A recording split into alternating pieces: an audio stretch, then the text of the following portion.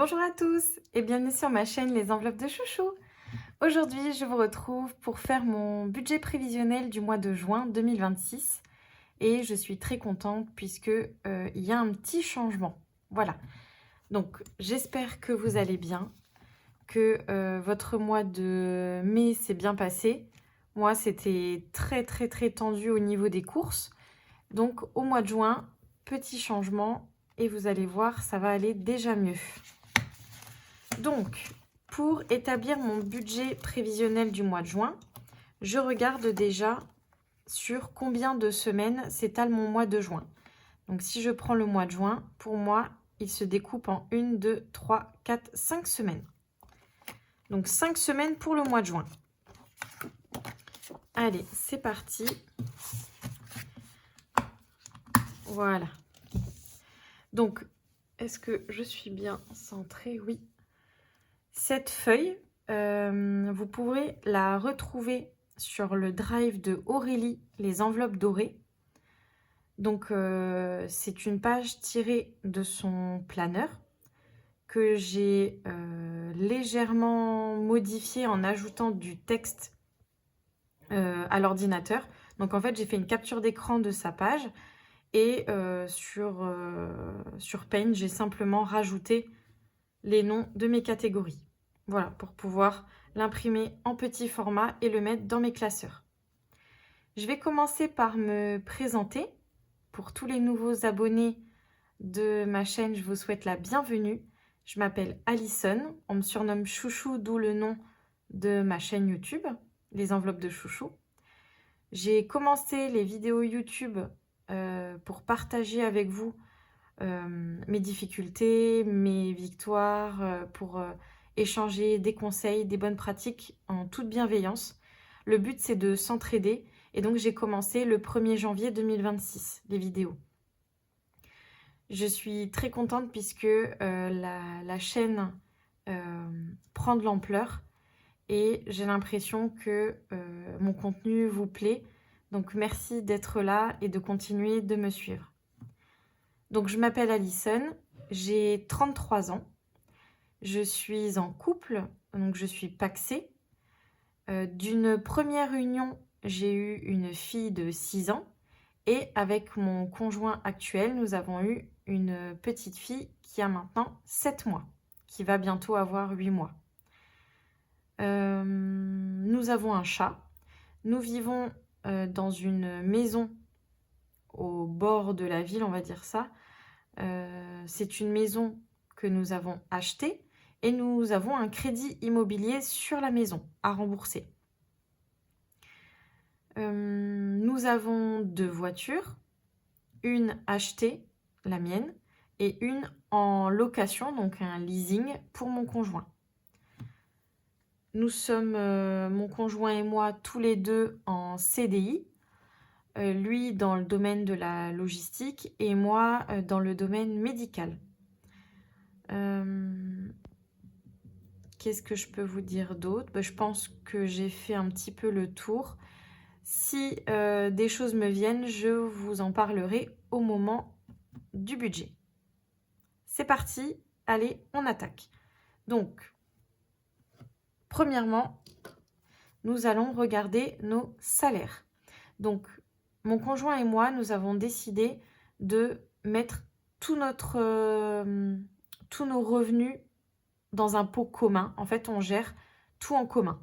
Donc, nous avons un compte joint, nos salaires arrivent dessus et nous ne faisons pas la distinction entre mes revenus et les siens.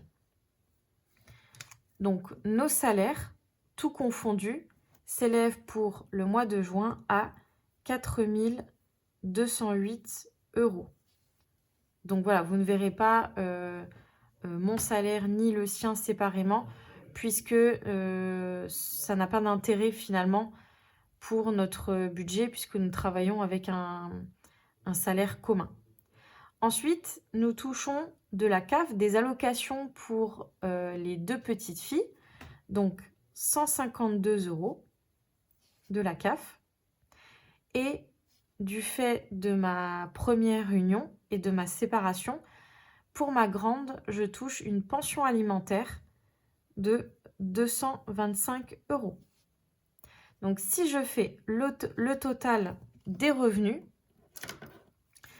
les revenus s'élèvent pour ce mois-ci à 4 585 €. Voilà, maintenant que la base est faite, c'est-à-dire les revenus, on va maintenant regarder si on a des crédits, des dettes, les charges fixes, etc. En parallèle de ma vidéo budget, ici de mon budget prévisionnel du mois de juin, je tourne des vidéos tuto et j'en profite d'établir mon budget pour reprendre les bases de comment établir un budget prévisionnel. Donc je vous invite à aller voir la vidéo si vous débutez dans la méthode des enveloppes.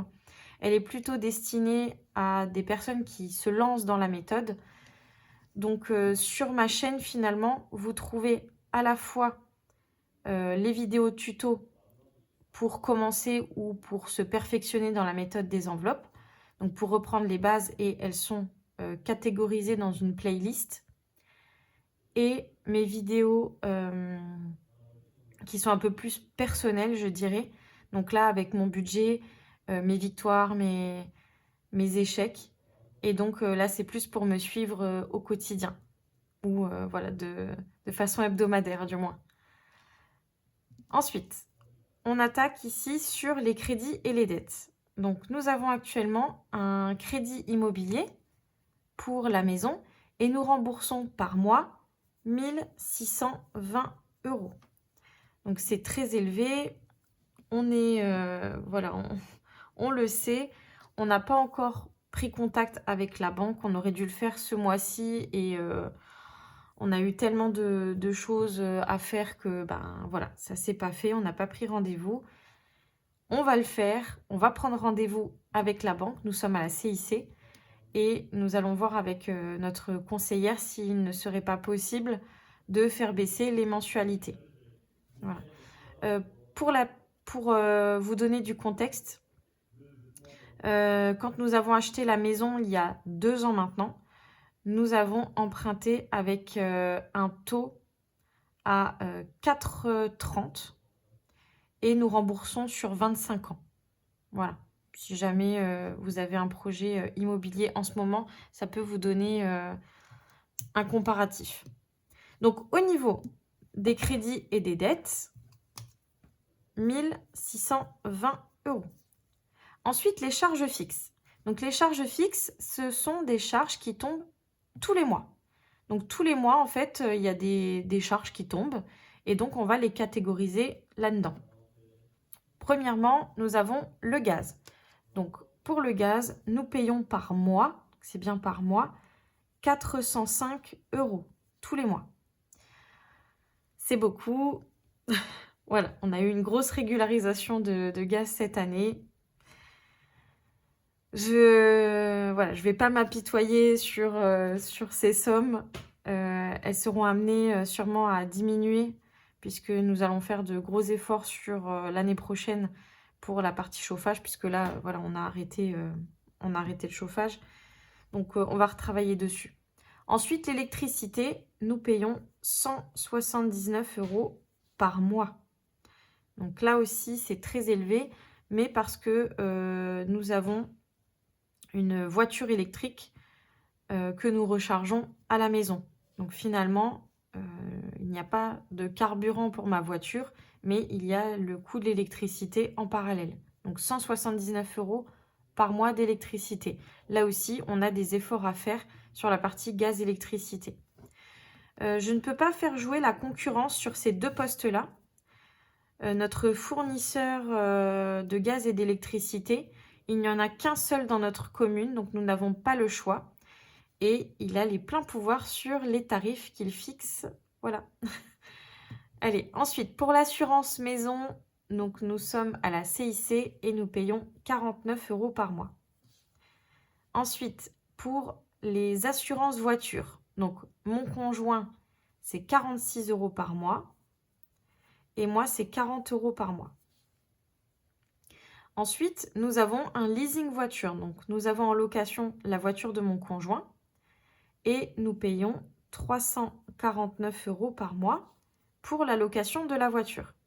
Les 349 € par mois vont, d'ici quelques mois, être supprimés puisque nous allons rendre le leasing de la voiture. J'attends juste de recevoir de mon côté un véhicule de fonction qui devrait arriver courant juillet-août. Bon, j'estime plutôt à août du coup, mais voilà. Si on a une bonne surprise, peut-être en juillet. Et à ce moment-là, on retirera le leasing de la voiture. Ensuite, pour ma voiture électrique.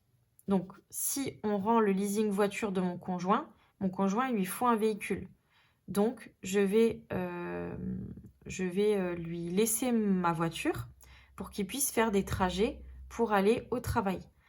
Il travaille vraiment juste à côté de la maison. Donc, il y a très très peu de kilomètres à faire. Il consomme très très peu. Donc, ça ira très très bien pour des courts trajets. Et sur cette voiture-là, c'est une Renault Zoé avec une location de batterie. Les batteries ne m'appartiennent pas. J'ai une location dessus à hauteur de 79 € par mois. Donc, si les batteries me lâchent, je n'ai pas à payer des nouvelles batteries neuves pour remplacer dans le véhicule. Le fait de payer une location dessus me permet d'avoir un remplacement des batteries automatique à neuf. Ensuite, pour ma grande fille, elle est en école privée et donc nous payons par mois 264 €. Donc elle est en grande section de maternelle. L'année prochaine, elle sera en CP et je continuerai de la mettre normalement en école privée. Et la petite, le bébé de 8 mois, ira également en école privée. Ensuite, pour les téléphones portables, donc là, on a 2 téléphones portables, un pour mon conjoint, un pour moi. Et pour nos 2 téléphones, nous payons 24 €. Ensuite, oui, je ne vous ai pas précisé, mais les revenus ici que vous voyez, j'ai arrondi les sommes à l'inférieur. Donc, je touche un tout petit peu plus pour la CAF et un tout petit peu plus sur le salaire, à quelques centimes près. Hein. Et du coup, j'ai arrondi à l'inférieur. Tandis que ici, pour les charges, j'arrondis au supérieur. C'est-à-dire que, par exemple, l'assurance maison, j'en ai pour 48,50, je crois. Eh bien, j'arrondis à 49. Comme ça, je paye un tout petit peu plus et j'ai un restant, du coup, un résiduel sur le compte à la fin du mois. Ça me permet aussi d'absorber des variations qui pourraient subvenir sur certains prévisionnels, puisque ça reste un prévisionnel, les échéances ne sont pas tombées. Si voilà, il y a une augmentation de 1 € sur l'assurance voiture, ben, je serai en capacité de l'absorber avec tous les arrondis que j'ai faits. Voilà, donc téléphone portable, nous sommes chez Bouygues. Ensuite, la box internet, nous sommes également chez Bouygues. Et nous payons 29 €. 29 € pour la box internet chez Bouygues. C'est uniquement internet. Donc il y a un téléphone fixe, mais nous on ne l'a pas branché, on n'a pas de téléphone fixe à la maison. Donc on paye 29 € pour internet. Nous n'avons pas la télévision. Parce que nous sommes des grands consommateurs de séries télé et mangas, animés. Donc on ne ressent pas le besoin de regarder les émissions de télé. Voilà, c'est pas quelque chose qu'on aime particulièrement, donc on a décidé de faire comme ça. Ensuite, nous sommes à la CIC et nous avons des frais de banque. Donc les frais de banque, c'est pour tous nos comptes. Donc nous avons le compte joint avec une carte bleue chacun sur ce compte. Comme ça, on peut tous les deux utiliser l'argent du compte joint. Et nous avons chacun également un compte personnel, un compte courant personnel avec également une carte bleue dessus. Actuellement, nos comptes sont à 0. Bon, ben voilà, hein, c'est comme ça. On utilise uniquement le compte joint. Si voilà, nos revenus augmentent, les charges baissent, on pourra faire des virements à ce moment-là plus personnels et on utilisera à ce moment-là nos comptes personnels. Mais pour l'instant, ce n'est pas d'actualité. Nous ne sommes pas encore prêts à passer sur une banque en ligne. Ça viendra sûrement. Mais pour l'instant, voilà, on est bien à la CIC. Je m'entends très très bien avec la banquière. J'ai envie de simplement rester avec elle et lui faire confiance pour mes comptes. Donc voilà, 21 € pour les frais de banque. Ensuite, pour les abonnements. Alors là, les abonnements, ce sont divers abonnements. Ça comprend Disney+, 7 €, Netflix, 8 €, donc à chaque fois avec pub Disney et Netflix. Nous avons Spotify pour mon conjoint à 12 € et un magazine pour lequel je me suis fait avoir, voilà. Et nous payons 18 € pour le magazine. Donc, pour la totalité des abonnements, c'est 45 € par mois. Donc, si on fait le total de toutes nos charges fixes, nous arrivons à 1530 €. Donc, nous avons déjà nos revenus à 4585, auxquels on retirera les crédits dette, donc notre prêt immobilier à 1620 €, et on retirera également nos charges fixes, 1530 €. Maintenant, les charges variables. Alors, les charges variables, j'en parlerai un peu plus en détail dans ma vidéo tuto, si vous voulez regarder en parallèle la vidéo. Pour moi, les charges variables, je ne vais compter qu'une seule chose, c'est la nounou. En fait, pour mon bébé, nous avons une nounou et tous les mois, en fonction du nombre de jours de garde, son salaire bouge un petit peu. C'est léger, mais il y a quand même une variation. Donc, je le mets en charge variable, puisque ce n'est pas une somme fixe. Donc, pour la nounou, ce mois-ci, nous allons payer en réellement, après remboursement du complément mode de garde, 484 €. Donc, concrètement, je fais un virement bancaire à la nounou de 912 € ce mois-ci, donc pour le mois de mai. Et la page emploi, en fait, la CAF me rembourse avec le complément mode de garde. Combien j'ai dit? Donc, on avait dit 912 € moins 484. Donc, voilà, le complément mode de garde, c'est 428 €. Et il me reste à ma charge 484 €. Alors, en fait, dans les charges variables, vous pouvez compter toutes les factures ponctuelles. La facture d'eau qui tombe tous les trimestres, les ordures ménagères, différentes charges qui pourraient arriver voilà, de façon très ponctuelle. Moi, je préfère anticiper mes factures à l'année et je vous montrerai ça juste après. Donc, pour la nounou, nous avons dit 484 € pour les charges variables. Avant, je mettais dedans les courses au drive. Je les supprime complètement. Je vais dans le magasin. Voilà. J'essaye. Ça me permet d'essayer d'économiser et d'optimiser mes courses en voyant l'argent physiquement. Je trouve que je fais plus d'économies de cette façon-là. Et j'ai également des tickets restaurants. Donc voilà, les tickets restaurants, c'est aussi plus facile pour moi de les donner à la caisse directement. Donc si on fait le compte, on a dit les revenus 4 585 €, crédit dette 1620 €, les charges fixes 1530 € et les charges variables 484 €. Ce qui nous donne un reste à vivre.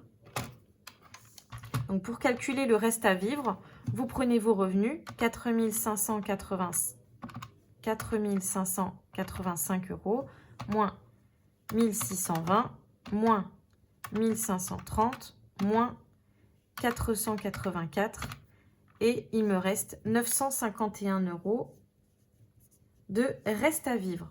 En fait, le reste à vivre, comme son nom l'indique, c'est ce qui vous reste pour vivre. Mais avec ça, vous n'avez toujours pas payé les factures, les cadeaux, les loisirs, les courses dans mon cas. Hein, j'ai toujours pas payé mes courses non plus. Donc, on va voir qu'est-ce que je fais de mon reste à vivre à 951 €. Donc, je tourne la feuille et là, j'ai mes enveloppes. J'ai en fait les 951 € que je vais répartir dans les enveloppes. Déjà, premièrement, 951, je vais arrondir à 950. Ce sera beaucoup plus simple pour répartir. Donc, sur le compte, à la fin, il restera 1 €. Déjà, je peux le mettre. Donc, je ne fais pas le budget base 0. Le budget base 0, c'est de répartir chaque euro, chaque centime dans une catégorie. Moi, je ne le fais pas. J'ai un petit résiduel à la fin sur le compte qui me sert à absorber diverses choses, une augmentation surtout sur un abonnement. Alors, qu'est-ce que je fais en priorité? Et ça, je le fais à chaque fois. Je ne veux plus me retrouver dans une galère pas possible à ne pas pouvoir payer mes factures. Je veux m'enlever cette charge de la tête, charge mentale, et me dire que je provisionne tous les mois pour des charges à venir dans l'année. Et donc, pour ce faire, j'ai établi un tableau prévisionnel que j'expliquerai en tuto. Donc, n'hésitez pas, parce que je ne l'ai pas détaillé hein, dans mes vidéos budget prévisionnel ou mes bilans, je ne l'ai jamais fait. Donc, n'hésitez pas à aller voir la vidéo tuto consacrée au prévisionnel des charges à l'année, où j'expliquerai comment établir cette somme. Mais je sais que je dois mettre exactement, hop, ici, 170 €. Voilà, de provision pour les charges. Ensuite, j'ai des trajets à faire pour ma grande fille, pour l'emmener voir son papa pendant les vacances scolaires. Et donc, je budgétise 80 € par mois pour les trajets. Pour les vêtements, essentiellement des filles, c'est 70 € par mois que je mets de côté en épargne. En fait, c'est pas de l'épargne, pardon, c'est des provisions. Je provisionne sur des futures dépenses. Pour les sorties, alors c'est une sortie, c'est 20 €. C'est pour aller en Normandie à Noël, fêter Noël avec ma belle famille. Donc, on met 20 € de côté. Ensuite, pour Noël, pour l'instant, on met rien. Et travaux, on met rien. Donc, dans toutes mes provisions, ce que je provisionne, en début de mois, je mets déjà de côté sur mon reste à vivre 340 €. Voilà, il y a déjà 340 € qui partent. Donc, si je prends ma calculatrice, j'ai 950 € et je retire déjà 340. Il me reste 610 € à répartir. Donc, qu'est-ce que je vais faire? J'aimerais mettre de côté pour l'avenir de mes filles. Donc, je vais mettre en épargne cette fois-ci. Et c'est une épargne virtuelle. Je vais laisser sur leur compte. Je mets 100 € pour Chloé et 100 € pour Emma. Donc, pour mes deux filles, je leur mets 100 € de côté. Donc, on a 610 € et je retire 200 €. Il me reste 410 € à répartir. Maintenant, je vais regarder sur mes enveloppes de la semaine. Alors, on a dit, pardon, en virtuel, 200 €. Maintenant, les enveloppes de la semaine. Donc là, je vais mettre ici qu'il me faut 410 €. Voilà, 410 € pour mes enveloppes du mois. 410 €, pardon. Donc déjà, j'ai remarqué que il me fallait toujours une petite enveloppe extra, donc pour les imprévus, pour les petits à côté, pour compléter une enveloppe, 10 € à chaque fois par semaine. Donc, je vais mettre 10 € dans l'enveloppe extra. Voilà, 10 € et j'ai 5 semaines. Donc, je mets à chaque fois pour pouvoir chaque semaine venir prendre mon billet de 10 €. Donc, ça fait un total de 50 € ici. Donc, je fais 410 € moins 50. Il me reste maintenant 360 € à répartir. J'aimerais provisionner pour mes courses. Mais oui, j'ai eu un problème sur le mois dernier. Donc là, je ne me fais plus avoir. Donc ce mois-ci, je vais mettre de côté pour les courses 50 € en espèces. 50 € par semaine en espèces. Donc ça fait 250 € pour le mois. Auxquels viennent s'ajouter 200 € de tickets restaurant. Donc finalement, à chaque fois, je vais avoir à peu près 90 € par semaine pour les courses au total. Donc nous sommes une famille de 4. Donc là, sur les 360 €, je retire 250. Il me reste 110 € à répartir. Qu'est-ce qui est important pour moi? Donc on regarde, puisque sachant que voilà, le budget n'étant pas infini, est-ce que je vais mettre dans l'enveloppe bébé, santé, le chat, les loisirs, la beauté, la déco? Alors déjà, quand le budget est serré, on oublie la beauté et on oublie la décoration. Pour moi, en tout cas, ce n'est pas essentiel. Par contre, on ressent vraiment le besoin d'avoir au moins une mini enveloppe loisir, même si c'est pas énorme, mais on s'est trop restreint et c'est très très compliqué à gérer au quotidien. Donc, même si ce n'est pas essentiel, c'est pas un essentiel les loisirs, néanmoins, pour pouvoir tenir sur la durée, on a envie de s'accorder 30 € dans l'enveloppe loisirs pour le mois. Donc, on a 30 € pour le mois pour les loisirs. Donc là, je viens retirer 30 €.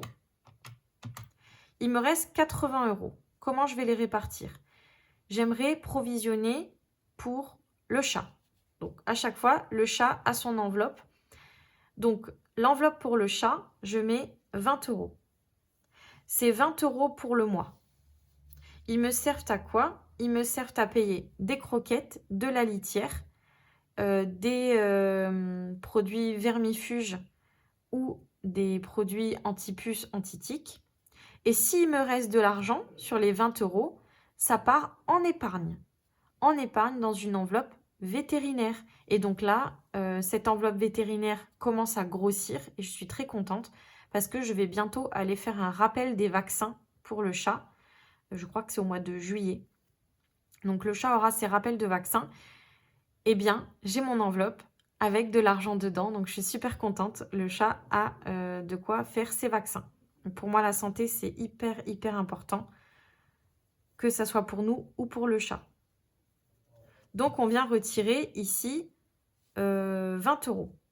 J'ai retiré, je ne sais plus si j'ai retiré les 30 €. Bon, je recommence ici, j'avais 410. Je retire les 250 des courses, les 50 d'extra. Et après, je retire 20 du chat et 30 de loisirs. Il me reste 10 €. Eh bien, les 10 € qui restent vont aller dans santé. Alors, je vais refaire mes calculs pour être sûre de n'avoir rien oublié. Donc, on a 200, 300, plus donc 350 et 410 moins 350, 60. Non, j'avais fait une petite bêtise. Il me reste 60 €. 60 €. Et là, j'avais mis quoi? Je regarde mon pense-bête. Pour les courses, ça, c'était bon. Extra, c'était bon. J'avais mis 30 € dans les loisirs. J'avais mis 20 € pour le chat et 20 € dans santé. Alors, est-ce que j'ai fait une petite erreur quelque part? C'est possible, hein. J'avais mis 20 € dans santé. Alors, qu'est-ce que je ne vois pas?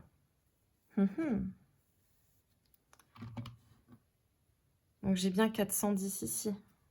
J'ai 950 à répartir. J'enlève 340 ici. J'enlève 200 là.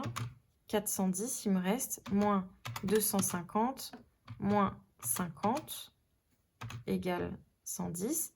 Auquel je retire les 50 pour le chat et les loisirs. Il me reste 60. Je retire 20 € de santé et j'ai 40 en trop. Ah oui, pardon. J'ai tellement pas l'habitude. Je vais vous expliquer pourquoi j'ai eu un petit bug.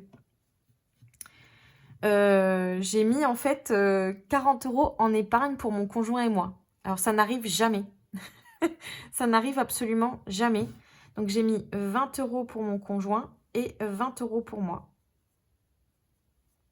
Donc en fait ici, on n'est pas à 200, on est à 240. C'est pour ça que j'avais une petite erreur ici. Hop, je referai ça propre hors caméra. Donc 240 € en épargne virtuelle. Voilà, et comme ça, là, c'est juste. Donc je refais le calcul. On a bien 250 plus 50 plus 20, 20, 30. Je vais jamais y arriver. C'est le soir, c'est pas grave. 250 plus 50 plus 20 la santé, plus 20 le chat, plus 30 les loisirs. Ah bah oui, là, il faut que je retire, c'est normal. Je pense que vous allez rigoler. Donc ici, c'est pas 410, c'est 370. 370. Voilà, là, c'est mieux. Donc, je refais le calcul, pardon. 370 plus 240 plus 340, 950, c'est bon. On est tout bon. Ok, donc je dois retirer 370 plus 340. J'irai retirer à la banque 710 €. Voilà, pour mettre dans mes enveloppes physiques. Et je ferai un virement du compte joint vers le compte de Chloé 100 €, vers le compte d'Emma 100 €, vers le compte de mon conjoint 20 € et vers mon compte 20 €. Donc là, j'ai 20 € personnels. J'ai 20 € qui n'appartiennent qu'à moi. Je suis trop contente. Et je pense que je vais aller m'acheter un petit peu de maquillage parce que je n'ai plus de mascara et j'ai plus de fard à paupières. Donc voilà, on va essayer pour 20 € de trouver quelque chose. Voilà. Donc ça, c'est pour le remplissage prévisionnel de mes enveloppes. Si vous regardez bien, je n'ai rien mis ce mois-ci dans bébé, ici, parce que j'ai du stock sur du lait, j'ai du stock sur les couches. Donc, s'il y a quelque chose à acheter pour bébé, je prendrai dans l'enveloppe course ou extra. Voilà, je viendrai piocher directement dedans. On essaye, on teste. Voilà, on verra bien ce que ça donne. Voilà, j'espère que pour vous, le mois de juin va être un super mois. Moi, je pense qu'il va être beaucoup mieux que le mois de mai. Du moins, j'espère. Et je vous fais plein de gros bisous. Je vous embrasse. Je vous dis à très bientôt. Et n'hésitez pas à me mettre en commentaire si vous avez déjà fait votre budget du mois de juin. À très bientôt.